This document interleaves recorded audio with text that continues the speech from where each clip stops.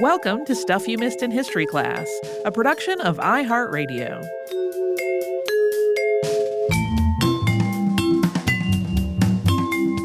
Hello and welcome to the podcast. I'm Holly Fry. And I'm Tracy V. Wilson. So, Alexander Turney Stewart is known as the creator of the department store. He started his business in New York when he was kind of a small-time immigrant merchant in one little storefront, and then he grew this into a massive firm and made himself a huge fortune in the process. But in my opinion, the most interesting parts of his life story come at the end, and this one has some twists, including one that took place after Alexander died. So Alexander Turney Stewart was born in Lisburn, County Antrim, Ireland on October 12, 1803. After Irish partition, this became part of Northern Ireland. His parents were Alexander Stewart and Margaret Turney Stewart, and by the time the younger Alexander Stewart was born, his father had already died. He grew up in Belfast, being raised by his grandfather, John Turney, and that was after his mother remarried and left Ireland with her new husband to live in the United States. It isn't totally clear why he lived with his grandfather instead of going with his mother, but we do know that his grandfather wanted Alexander to join the clergy. I will say, particularly related to these very early years of his life, you will read a lot of different biographies that very confidently say things that all contradict each other. So this is definitely the amalgamation of pattern recognition of okay, these things do all seem to crop up in all of them. There are some versions, for example, that say his father died when he was a toddler versus before he was born. Mysteries will abound, probably. Alexander attended Belfast Academical Institute and then moved on to Trinity College, and that is where he was studying when his grandfather died. And at that point, his formal education ended, although he had gained a very solid foundation and would value the arts, literature, and philosophy for the remainder of his life. He had, apparently, an appointed guardian who was a Quaker and who seems to have been receptive to Alexander's non-clergy ambitions to travel to the U.S. to try to make his fortune there. This guardian is mentioned but not named in the book Men of Our Day, or Biographical Sketches of Patriots, Orators, Statesmen, Generals, Reformers, Financiers, and Merchants, now in the stage of action, including those who in military, political, business, and social life are the prominent leaders of this time in this country. That's all one title. That book was written by L.P. Brockett and published in 1872. Stewart was still alive at that time, and it includes a biography of him, which does offer more details than are found in other places. There's not a lot of sourcing information for those details. It did indicate that this nameless Quaker guardian had enough connections through the Quakers to get letters of introduction for Alexander so that he could present himself to various merchants in New York when he arrived there in 1818. When Alexander Stewart got to New York City, he started looking for career opportunities and in the meantime taught classics to make ends meet. He left teaching when he formed a partnership with a merchant to learn the trade from, but then that fell through and he briefly returned to Ireland. This was also in part so he could convert his inheritance that his father left him into cash. This was something that he inherited on his 21st birthday. According to an account written by Elbert Hubbard in 1916, Stewart intended to use some of that money to pay for his last 2 years at Trinity. But when he got there, he found that life in New York had changed him to a degree that now the school felt quaint. His schoolmates seemed much younger. He kind of lost his interest in enrolling again. Yeah, there's one story that other students had just kind of automatically started calling him Sir, as though he were an adult as compared to them still being college kids. And he just was like, I don't belong here anymore. Instead, he used that money from his windfall to purchase fine Irish laces, primarily from Belfast, as well as linens and poplins, and several $1,000s worth of it. Stewart then traveled with those goods back to New York and started a dry goods business in 1823 at 283 Broadway. In one telling of this story, Alexander had first trusted a man that he met on the crossing from Ireland back to New York to sell those goods. And the man did make sales, but then he used the money to buy himself and his friends a great many drinks. And so Stewart realized he really couldn't count on anyone but himself to sell his wares, and he started running the shop. He was essentially the one employee who was handling bookkeeping, administration, stocking, sales, etc. He also placed a notice in the New York Daily Advertiser, which read, A.T. Stewart, just arrived from Belfast, offers for sale to the ladies of New York a choice selection of fresh dry goods at 283 Broadway. And the moment he opened that shop, he had customers. He was very good with women customers because he was polite and respectful, but he was also very friendly. He would also throw little extras in with their purchases, like a card of buttons or some thread or a little bit of braid trim. And he made friends with them, essentially, and made a very loyal customer base. He greeted every single customer personally, and that was a practice that he maintained for more than a decade before his business had simply grown too large to continue doing that. Soon, he had moved to a larger space at 262 Broadway that had a parlor on the second floor with a dressing room. And according to some versions of his story, he also had the first full-length mirrors in the U.S. for this new, slightly larger shop. He also started having regular sales and, on occasion, having sidewalk sales, where he would open a case of goods right on the sidewalk in front of the store and then sell whatever was in it to the first interested customer. This got him in a little bit of trouble. The business next door complained, and police arrived and told Stewart that he had to keep the sidewalk clear. Stewart turned this into a sales opportunity, and he advertised that his shop had too much stock to fit inside of it, and they were having a cost sale so that their neighbor would not be inconvenienced any longer. That same year that he started his business, the 20-year-old Alexander also got married to a young woman named Cornelia Mitchell Clinch. Cornelia's father was a merchant who dealt in supplies for ships. The couple had children. The number of children is not known. They all sadly died soon after being born. Alexander and Cornelia seemed to be genuinely devoted to one another. Yeah, that devotion will manifest later on. From the start, it seems like Alexander Stewart had very strong feelings about how his business should be run. For example, one of his salesmen quit the first week because Stewart didn't want him making any false claims about their fabrics just to make a sale. That salesman told him that everyone did business that way, and Stewart was very clear that he did not want that to be his reputation. But Stewart was right, and he was a really good businessman, intuiting moves in the market and capitalizing them. That 1872 Brockett biography includes the following description of his business savvy. Quote, Mr. Stewart early began to survey the political field, and when he foresaw a storm ahead, there would be a silent purchase of all of certain goods in the market, which would be sure to rise in a certain contingency. At other times, he was the first to foresee a falling market and to put his goods before the public with such swiftness and address that he cleared his shelves with the least loss, while his slower friends were carried under the current. There was a time during the war when Mr. Stewart held more cotton goods than all the other dry goods firms put together. There was also a time when he was the first to sell at the reduced price. He also was said to have just been so good at knowing the market values of things and memorizing them that even in his later life, he could recite what the average prices of various staple items had been in each year of the preceding several decades.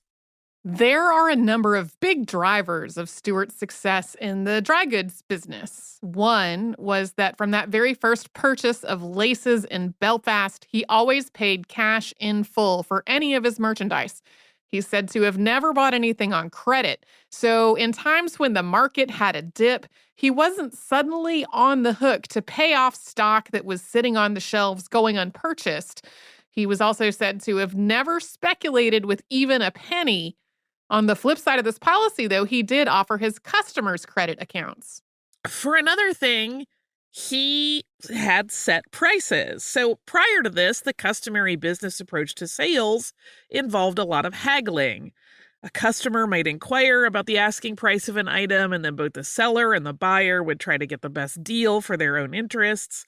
But Stewart thought this was inefficient. And also, as someone who was running a massive operation over time with so many salespeople, it meant that he wasn't able to control every transaction. So a set price meant that no time was spent negotiating prices, and everyone from the customer on up to Stewart himself knew the retail price of any given item. He also allowed customers the chance to return or exchange purchases, which was not customary at this time. And he understood that stock that wasn't moving was bad for business. It made the retail space look dated, and so he would sell the less popular merchandise below cost just to get it out so he wouldn't have this outdated stock sitting around. And this worked. He was known to always have fresh items, and then that kept customers returning regularly. So A.T. Stewart and Company was always profitable. The other way that Stewart excelled in business also involved streamlining, but this was not great for his employees. He sounds like a hard person to work for. He established a set wage for everyone who worked for him, which sounds fairly fair at a time when a lot of people were working on commission. That money was consistent, but it was also kind of a low rate of pay. And employees were financially on the hook for their performance, meaning that if they underperformed, Stewart would fine them. He was also said to have fired a carpenter for something as small as losing a nail. He had this reputation for being really, really miserly when it came to dealing with his employees. But there's this contradictory thing, which is that he also had employees who were with him from early on in his business that stayed until the day he died and beyond. We're talking decades. So there seems to have been at least some level of loyalty to him among his workers, which makes it a little harder to parse out whether he was a rough boss or a good one. Yeah, I've worked at places that I thought had like really legitimate problems that coworkers of mine were there for years and years and years, and it was like the things that they liked about the job just kind Yeah. of outweighed the rest of it. Yeah. Coming up, we'll talk about some of the big moments of growth for A.T. Stewart and Company, but first we will pause for a sponsor break.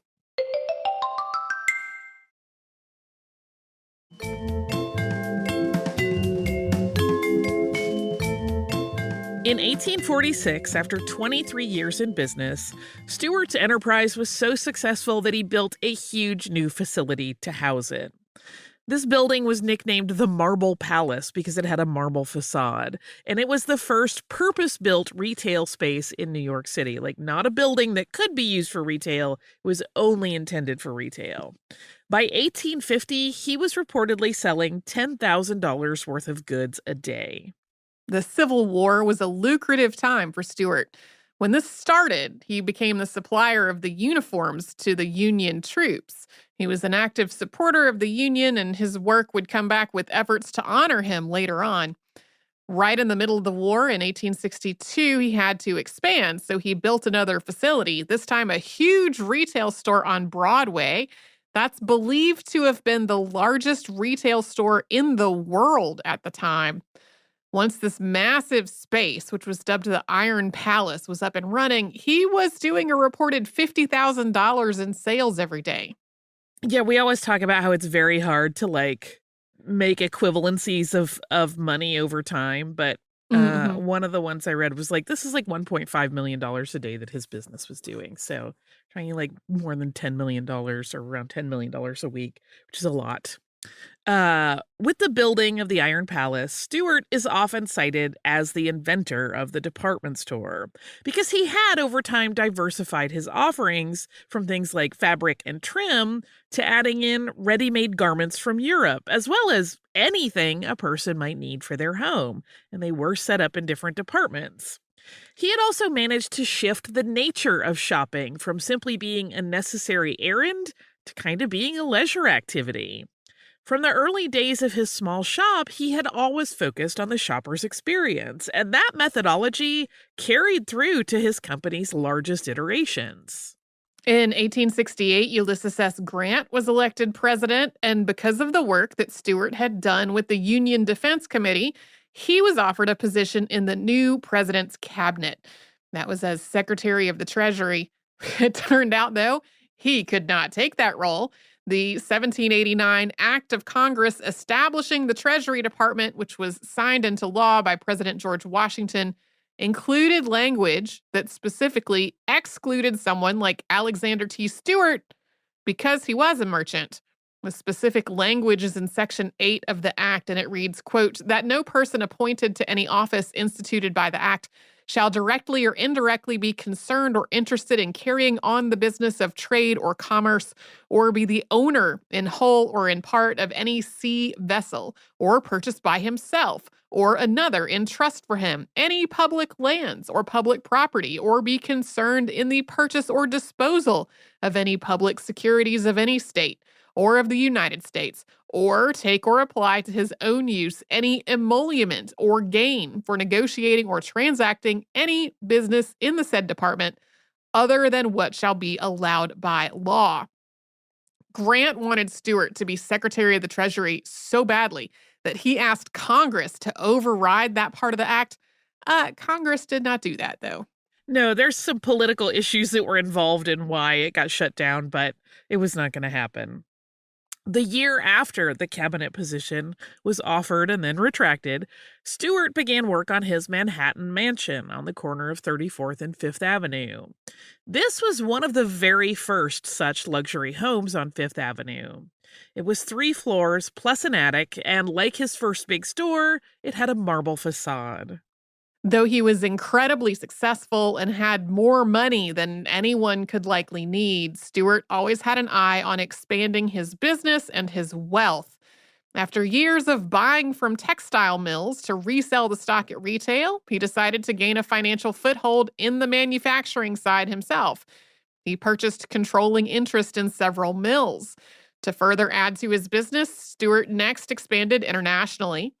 Ireland, England, France, Scotland, Germany, and Switzerland were all homes to Stewart offices. Some of those countries also had warehouses where purchased goods were stored before being shipped to his U.S. retail operation. The stability of Stewart's business and its huge growth led to accusations that he was purposely trying to put smaller goods dealers out of business. And he made a number of statements on this matter that are kind of open to interpretation, which is how a lot of his life is. He was adamant that he adhered to his business principles and that anyone who didn't was doomed to fail.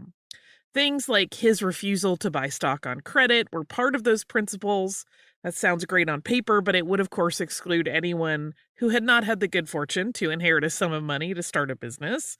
Additionally, he made statements that explain that some of his expansions were just necessary to prevent logistical issues. Things like one building having been too small to put an entire department on one floor, so he had to build a new space so that he could make that not a big train wreck.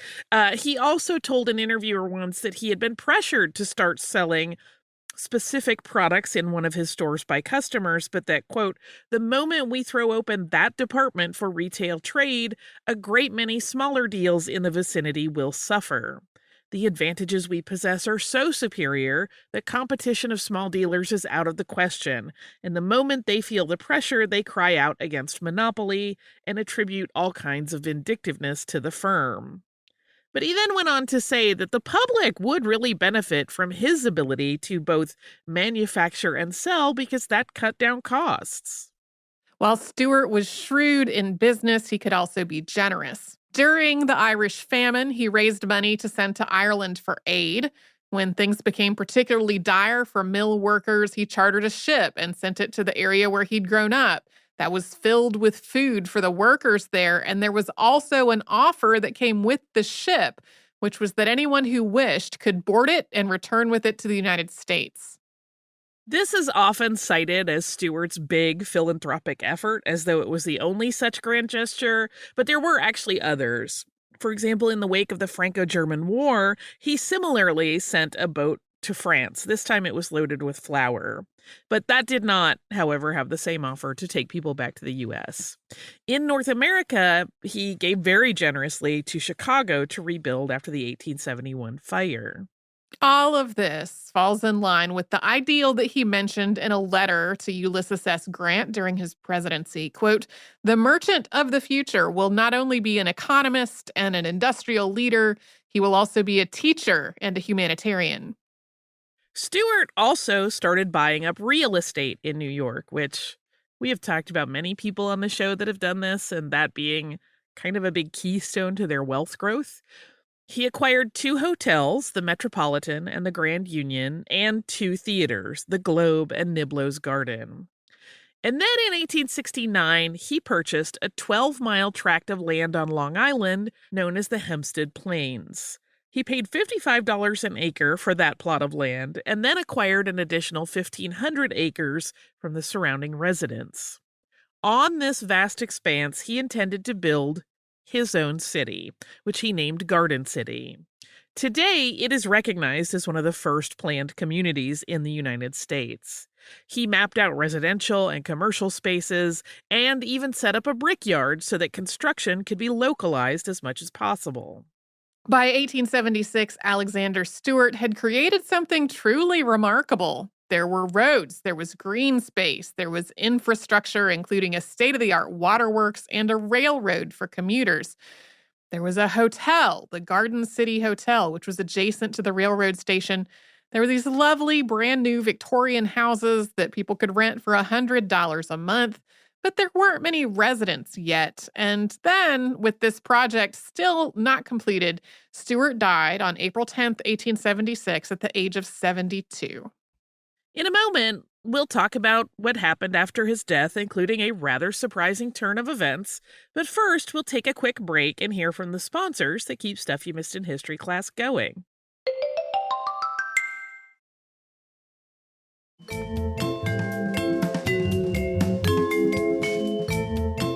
Stewart was the 3rd richest man in New York when he died, and the only one in the top 3 who had not inherited his wealth. Estimates of Stewart's net worth at the time of his death range from $40 million to $50 million. That is not adjusted. Throughout his life as a successful businessman, Alexander T. Stewart received a steady stream of letters from people claiming to be relatives and asking, of course, for money. When he died, this stream continued, now addressed to his widow, in the hope of gaining some of the fortune they claimed they were owed as next of kin. And this escalated and dragged out for years. In 1878, the Brooklyn Daily Eagle wrote of the problem, quote, "Mr. Stewart died under the impression that his relatives were few and quickly enumerated.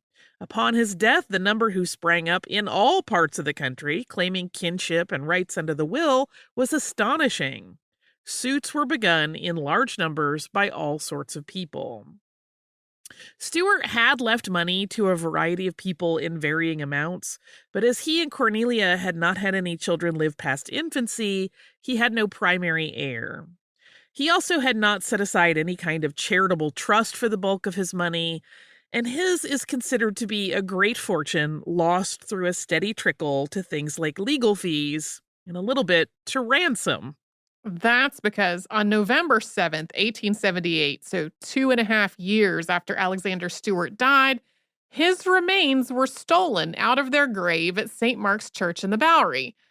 There was evidence that whoever had taken Stewart's body had unceremoniously dragged it out of the churchyard and over a fence, although it seemed as though they had entered through the padlocked gate using a key. A reward was offered in the New York Times by Stewart's right-hand man and executor, Henry Hilton, but that caused massive confusion as people came out of the woodwork with all kinds of claims of knowing the location and the location of the body and what had happened, only for those claims to run cold. This is unsurprising, given what happens when rewards are offered. Yes, exactly. If you have wondered about folks like Burke and Hare and people that were known for grave robbing for medical purposes, a lot of them were like, yes, I know where it is. And then it was like, you're not going to get the reward. And they were like, forget it then.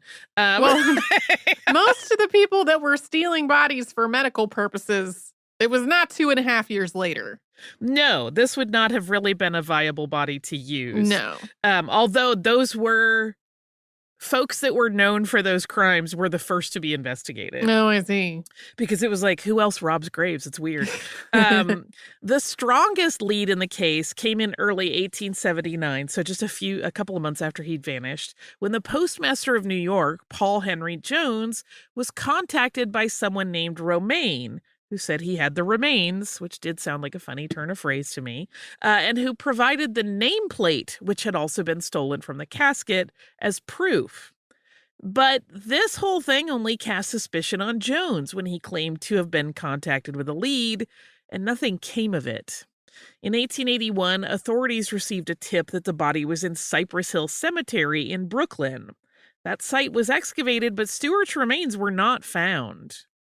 Cornelius Stewart, undoubtedly frustrated that neither the police nor the private investigators that Hilton had hired were making any headway, is said to have taken matters into her own hands and started communicating with the purported grave robbers. She traded $20,000 for a map to a meeting point and a designated time. Her nephew made the trade in a late-night meeting and returned with a bag of bones and a piece of the velvet that had lined Stewart's coffin. At least that's how things played out, according to the account of George Washington Walling, who had been chief of the NYPD when Stewart's body was stolen. He wrote a book titled Recollections of a New York Chief of Police in 1887, in which he included this story. He also relayed the detail that the Stewart tomb had been broken into a month before the theft, although nothing had been taken. His version also indicated that Hilton didn't want to give the grave robbers anything on principle, but that Cornelia wanted her husband's remains desperately. Whether or not the remains that Cornelia got back were Alexander's, that's a matter of debate. And then to explain what happened to them next, we have to go back to the Garden City project. Cornelia Stewart had, after her husband's death, really become the steward of Alexander's plan for Garden City, including allocating $1 million for a cathedral to be built in his memory. She also managed to get the Diocese of the Episcopal Church to move its main offices to Garden City. They had been in Brooklyn. She also spearheaded the building of schools and other key elements to turn Garden City into a viable community, and people started to move there. When Alexander Turney Stewart, or at least what his wife believed to be him, was buried the second time, it was in the Cathedral of Incarnation in Garden City. When she died 2 years later, she was buried by his side. In an interesting bit of coincidental timing, when Alexander's body was stolen from the grave in Manhattan, it was scheduled to be moved just days later to be reinterred in Garden City. Yeah, there are a lot of theories that whole thing was like an inside job by somebody that knew this plan, and they were like, it's going to be moved anyway, it'll be ready. We don't know. One of the tragedies of the flailing nature of the Stewart fortune was that their house on Fifth Avenue was demolished in 1901. And when the mansion was destroyed, so were most of Alexander's and Cornelia's papers. So there's little record of their day-to-day lives. Even in his own time, he was seen in contradictory terms, by some as a miser, by others as a generous benefactor, as a moral man in business, and as a cutthroat who would crush the little guy. As the years have passed, exactly where he falls on any spectrum of measure of his character gets blurrier and blurrier and more open to interpretation. We do have a quote from Stewart given during an interview, which seems to sum up his business ideology and to some degree who he was as a person. Quote, "People come to me and ask me for my secret of success. Why, I have no secret, I tell them. My business has been a matter of principle from the start. That's all there is about it. If the golden rule can be incorporated into purely mercantile affairs, it has been done in this establishment. And you must have noticed, if you have observed closely, that the customers are treated precisely as the seller himself would like to be treated were he in their place. That is to say, nothing is misrepresented. The price is fixed once and for all at the lowest possible figure, and the circumstances of the buyer are not suffered to influence the salesman in his conduct in the smallest particular. I think you will find the same principle of justice throughout the larger transactions of the house, and especially in its dealings with employees. I do not speak of it as deserving of praise, We find it absolutely necessary. What we cannot afford is violation of principle. So if nothing else, he was a man of principle. That's Alexander T. Stewart, who I find to be quite a fascinating gent. Do you have some listener mail for us? I do. I'm going to read two because they're short-ish. Both of them are about our William Morgan episodes, which we got a good bit of mail about. This one is from our listener, Shane. Shane, get ready to play this for your class. Holly and Tracy, I am a longtime listener who really enjoyed your two-part episode on William Morgan. I teach advanced placement U.S. history, and my students have always found this incident fascinating. Sidebar, Shane, thank you for being an educator. Okay, back to the letter. You added much more depth to what I knew and will make that lesson even better. The political consequences of the anti-Masonic Party is probably more impactful to what we are studying. They were the first party to have a nominating convention, but I wanted to add a fun fact. All three candidates for president in 1832, Andrew Jackson, Henry Clay, and William Wirt, were in fact Masons. This is particularly odd since William Wirt was running as the anti-Mason candidate. I have read everything from that he was a non-practicing Mason who grew weary of them to the idea that he was a plant in the party who just ironically got nominated. Either way, it's an interesting twist. You make my commute far more interesting 2 mornings each week. I sent you this email from the city of Sandusky, one of the few towns in the United States laid out upon its founding on the Masonic symbols of a square and compass. It helps explain some odd 5-way intersections and sharp turns. Now, Sandusky is much more well known for its amazing theme park, Cedar Point, roller coaster capital of the world, and its beautiful revitalized downtown waterfront. P.S. If you happen to mention this feedback in a future episode, I can use it to prove to my students that I am still a history nerd, which I find to be a compliment. I mean, you want your history teacher to nerd out over history. I got a shout out in a 2010 episode, and unearthed in 2010 5 historical finds, and to that effect, and I play it in class every single year. Well, Shane, now you can do it again. Thank you again for listening all this while, and again for being an educator. We sure do appreciate it.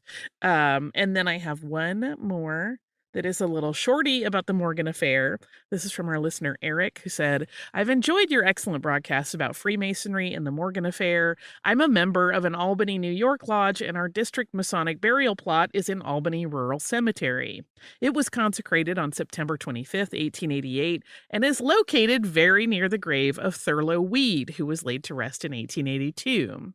Every time I visit our plot for a memorial service, I look at the classical broken column marking it, symbolizing life cut short, and can't help but picture it as a rebuke to weed.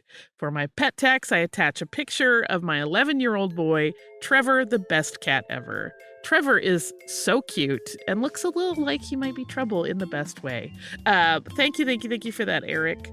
Thurlow Weed, as you'll recall, featured somewhat prominently in that episode. So if you would like to write us with your insights on such things, or just to say hi, you don't have to have any kind of comment on an episode if you don't want. We just like email. You can do that at historypodcast@iHeartRadio.com. You can also find us on social media, and you can listen to the show and subscribe anywhere you listen to your favorite podcasts.